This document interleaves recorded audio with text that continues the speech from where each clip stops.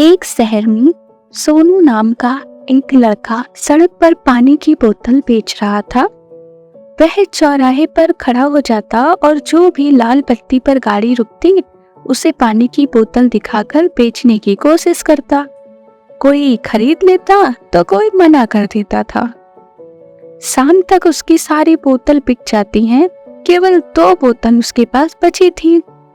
वह अभी भी गाड़ियों के बीच में बोतल बेचने के लिए घूम रहा था। रात हो चली थी। तभी एक चमचमाती बड़ी सी कार आकर रुकी। सोनू दौड़कर गाड़ी के पास गया। गाड़ी में शालीन सी महिला बैठी थी। उन्होंने सोनू से बोतल ले ली और उसे पैसे दे दिए, लेकिन पैसे खुले न होने के कारण सोनू इधर उधर भागता रहा कि कहीं से 500 के खुले मिल जाएं, लेकिन पैसे ना मिले। इसी बीच लाइट ग्रीन हो जाती है और गाड़ी चल देती है। सोनू गाड़ी के पीछे भागता है, लेकिन गाड़ी जल्दी से निकल जाती है। सोनू 500 का नोट हाथ में पकड़े खड़ा रह जाता है। तभी उसके साथ सामान बेचने वाला कल्लन उसके पास आता है और कल्लन कहता है, क्यों बे, आज तो लंबा हाथ मारा है, चल पार्टी दे दे, कम से कम एक चाय तो पिला दे। सोनू कहता है, इसमें सिर्फ 20 रुपए मेरे हैं, बाकी के वापस करने थे। कभी ये गाड़ी दोबारा दिखेगी तो वापस कर दूंगा। तो कल्लन कहता है, अबे पागल है क्या, कोई पैसे वापस करता है? और जिन्हें तू वापस करने की सोच रहा है उन्हें याद भी नहीं होगा। लेकिन सोनू नहीं मानता। वह पानी की एक बची बोतल को अपने थर्माकोल के डिब्बे में डालकर घर की ओर चल देता है। घर पहुंचकर देखता है कि उसकी माँ रमावती भी काम से वापस आ चुकी थी। रमावती घरों में काम करती थी। सोनू कहता है, माँ, आज एक गाड़ी वाले ने 500 का नोट दिया, इससे पहले मैं पैसे वापस देता गाड़ी चली गई। तो रमावती कहती है, कोई बात नहीं बेटा, कभी वो गाड़ी दिखे तो वापस कर देना। इसी तरह समय बीत रहा था। सोनू दिन भर पानी की बोतल बेचता था। एक दिन उसे वही गाड़ी नजर आई।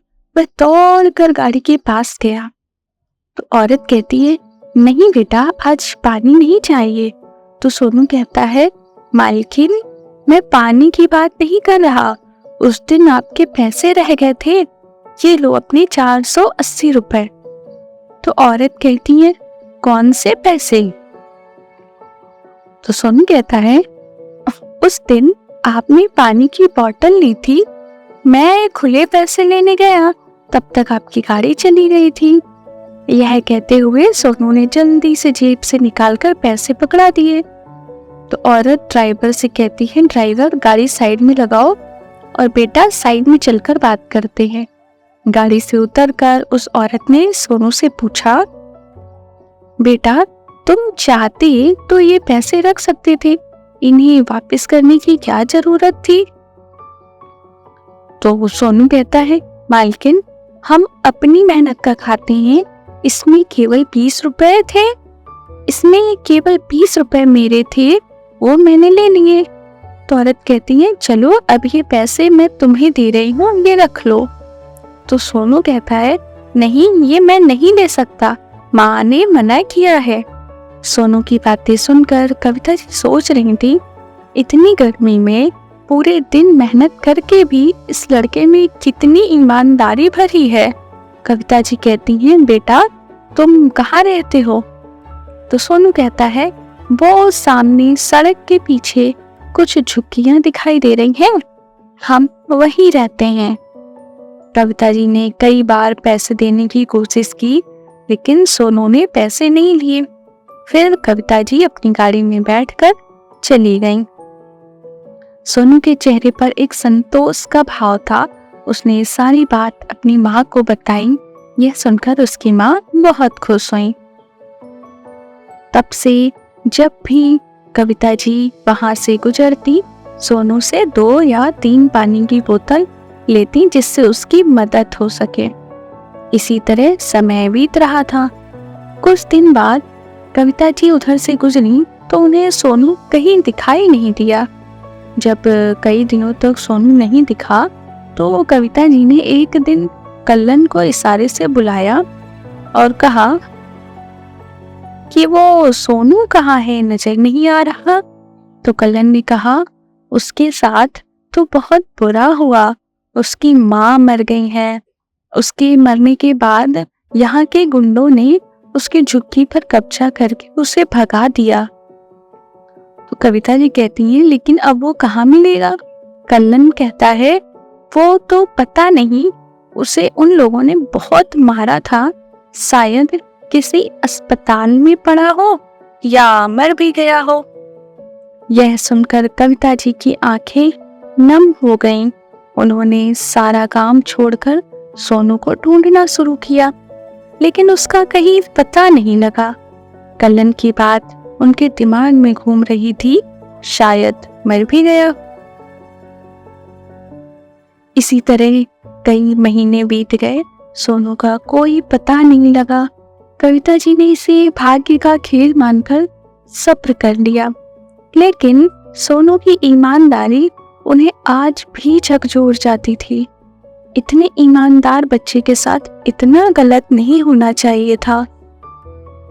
एक दिन कविता जी कहीं जा रही थी तो उन्होंने देखा, सड़क के किनारे एक बच्चा बैठकर भीख मांग रहा था।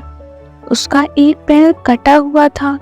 पास ही में एक टूटी बैसाखी रखी थी।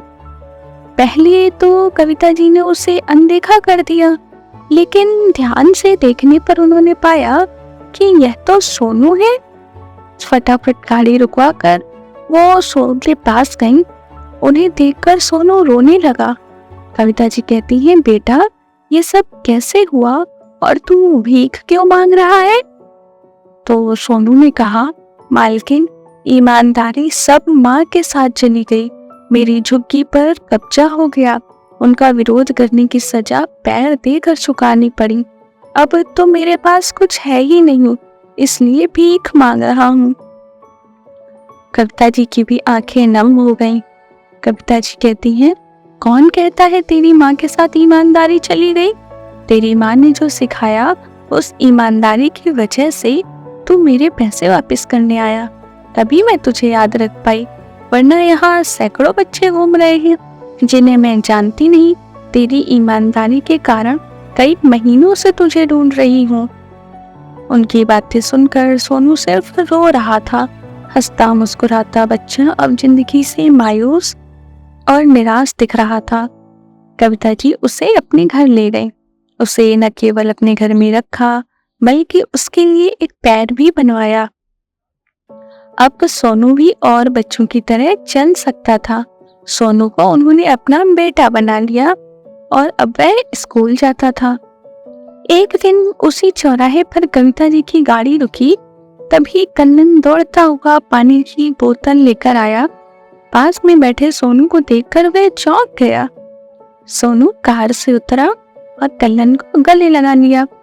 तो सोनू कहता है, कल्लन, ये वही 480 रुपए की ईमानदारी है जिसे तू पार्टी में उड़ाना चाहता था।